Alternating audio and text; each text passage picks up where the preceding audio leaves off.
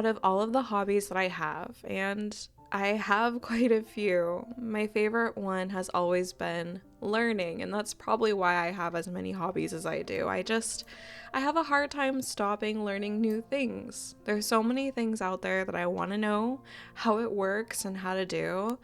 And I've reached a point where I don't really think there's any reason why I should stop myself from learning new things. I'm not in school anymore, so if I don't teach myself how to do things, then, well, I guess I will just stay stagnant, and that's not something that I want for myself. However, because there are so many different things to learn in the world, I keep a list of my priorities, the things that I want to learn most how to do. And to try to structure things a little bit more, my resolution every year is to learn at least one new thing, or how to do one new thing. So I am getting ready to figure out what my goals are for 2025. I know it's a little late, but the beginning of the year was a bit of a flurry with the wedding and all the other things that happened. So I am trying to at least get the next 6 months a little bit more organized and decide what I want to focus on. So I broke out my list and started starring the things that I most want to do, and I think I've decided. My number one thing that I want to learn how to do this year is how to make a quilt. Quilts are something that have been around my life for pretty much as long as I can remember. My mom is an avid quilter, so I've seen things put together many times, and I believe the very first sewing project I had was helping her with a patchwork pillow. But I've never done anything larger than a pillow on my own before, not from start to finish. And as I started thinking about what all goes into creating a quilt, I realized there's a lot of steps that I don't know much about. I know about the cutting, I know about the ironing and the basting and the patchwork part. I know even a little bit about the quilting part because I had to help my mom a few times with doing it by hand. But what about the rest? The binding, how to put that on, how you turn something from this sandwich of materials into an actual functional blanket? I'm totally lost. I don't really know how that works. So I thought maybe this is a good place to start for the year. Something that I know a little bit about, but it's not everything. So I think that's going to be it for this year. That's going to be the new skill that I work on learning, making my very first quilt from start to finish on my own. And I thought that you all might want to join me on this journey, so why don't we go ahead and get started? To say that I have been intimidated by the idea of doing a quilt entirely on my own would be an understatement. So to try to prepare myself a little bit more, I decided to create a mood board and really take my time planning out this whole project. I've been really inspired by stained glass recently. I saw a really beautiful piece in Anaheim that made me want to really recreate it somehow in textiles. And I actually found a pattern on Etsy where someone already has created a stained glass inspired quilt. So I decided to buy that kit and create a mood board based off of it and see where I can go with things. I figured by having someone already pre-select the colors for me as well as create a pattern that took out a lot of the guesswork, so I could just focus on learning the process and not focus that much on actually how to do it. So what I'm showing you here is the mood board with all the inspiration that I have for this project. And I'm using a tool called Milanote. I just use the free version. I find that it, even with its limitations, it helps me a lot with creative projects, really decide where I want to go with something. And yeah, things might change later, but at least I have an organized place to really think through my thoughts and what I'm trying to do with a piece. So for this piece, I am, like I said, basing it off of stained glass, and it will be 40 inches by 40 inches, so just a quick little lap quilt, nothing too big, something really manageable. and I want to hand quilt it myself. So I have really been into the whole aesthetic of big stitch quilting and sashiko lately, especially in multicolors. I just think it's so fun to be able to have the stitches be visible. So I think I want to do something like that. I have some potential patterns picked out here and colors of embroidery floss that, or not embroidery floss, excuse me. I think I'm choosing pearl cotton that I could use. I think will go really well with the fabric that came from my kit. So we have kind of a baseline here of stained glass and big stitch. It's time to do the scary part and do the math and the cutting. Here we go. So in this kit, there are 6 total fabrics. This fabric on top is the sashing fabric that will help make everything look like stained glass. And then we have 5 different batiks, I believe. So this was at random. I just let the vendor provide for me whichever ones she wanted to. So I didn't pick, which I'm fine with. I wanted a bit of a surprise. So we've got this really pretty dark blue and purple. It reminds me of watercolor that you put like salt on, is kind of the look to it. Oh, and all of these will be batiks. I'm really in a batik phase right now. So I picked a pattern and a kit that focused on batiks. I just think that it's a really pretty dyeing technique too. I just love how organic it comes out. So we've got that one here. And I think it's a 1/4 yard of this. And then we have this nice rainbow batik with a floral pattern to it. Ooh, that yellow patch is really pretty. So there's a 1/4 yard to this one as well. She really picked a lot of stunning, vibrant colors too, which I'm happy about. It'll help make it look more like stained glass.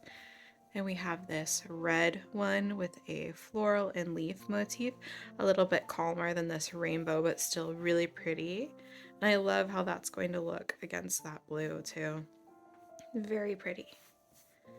A 1/4 yard of that. And then we have this one here. Ooh, a little bit more tie-dye. So teals, turquoise, actually more of a turquoise and purple and yellows with some greens. It might be hard to figure out which side's the right side and which side's the, oh, well, actually, well, well, that's gonna be interesting. We'll figure that out later. So 1/4 yard of that one as well. And then our last batik is more of that watercolory sort of look, and this sort of green and turquoise tone, and I believe it's 1/2 yard of that one here. So these are going to be the rectangles and the squares for my blocks. And then this black fabric is going to go in between each thing to create the stained glass look of it. And this one is also probably going to be not only the inside, but my border as well. I didn't get a backing fabric with this kit. You can if you want to through her, but I chose not to. I wanted to pick something on my own. So we will go through and pick a backing fabric after I have everything, like the quilt top assembled, and then we'll go and we'll find something and pick it out. There's a couple stores in my area that carry batiks, so I'm sure I'll have quite an assortment. Other than the colors, I haven't really made, and the pattern, of course, I haven't really made any other design choices. I'm not really sure how I'm going to even do the quilting part. That part's a little bit intimidating, not going to lie, but we'll get there eventually. But for now, I just want to focus on the colors and the overall vibe that I'm getting, and we'll go from there.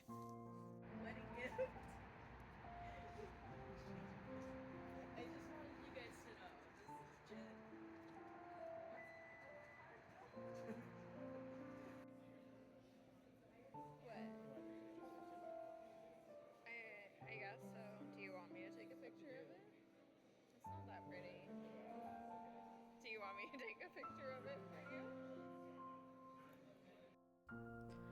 I have not needed to use a rotary cutter in a very long time, and even though this fabric is cotton, I did not really anticipate how squirrely it can be if you don't put the perfect amount of pressure down on the ruler. So a lot of the cutting for this pattern was me relearning how to cut properly with the rotary cutter, unfortunately. Luckily, I got a hang of it before I wasted too much fabric. I probably should have done some test fabric first, because I have limited quantities of each color. So I do recommend that if you are new to quilting and this is your first time really using a rotary cutter or trying to cut straight lines, don't be like me. Do your practice and study with some scrap fabric first, maybe even something thrifted, or old sheets or rags or something before you get to work on your actual fabric so you don't waste anything. So that's my recommendation. I'm gonna go ahead and keep cutting here, and then I will talk to you a little bit more in a few minutes.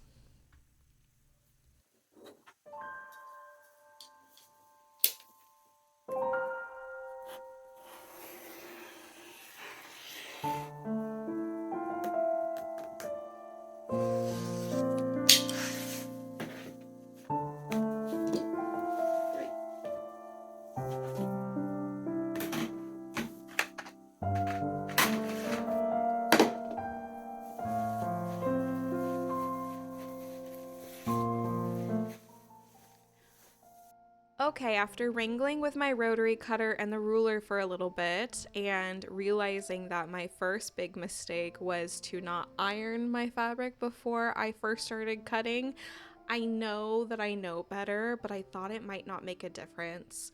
But it makes a huge difference. My first few cuts were really squirrely, and so I went through and I ironed everything before I cut the rest. Now that that's all done after a few days of work, I have all of my pieces for my blocks cut out and ready for assembly. But with the mindset of remembering that ironing seems to be very important for this craft, I'm going to go through and iron all of my cuts over again before we start assembling. I learned my lesson once, I shouldn't have to learn it again. So we're gonna go through and do that part. I know you didn't really get to see what the blocks are going to look like in this video. I focused more on inspiration and cutting. Part of that is that I didn't want to give out the pattern that this vendor makes for free, since it is her work and not mine. I'm just following her instructions.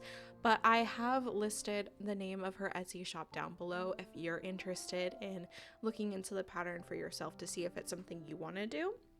I've put that information there for you. In the next video, I will go over the actual assembly and sewing, so you'll get a little bit more of an idea of what the finished thing will look like then.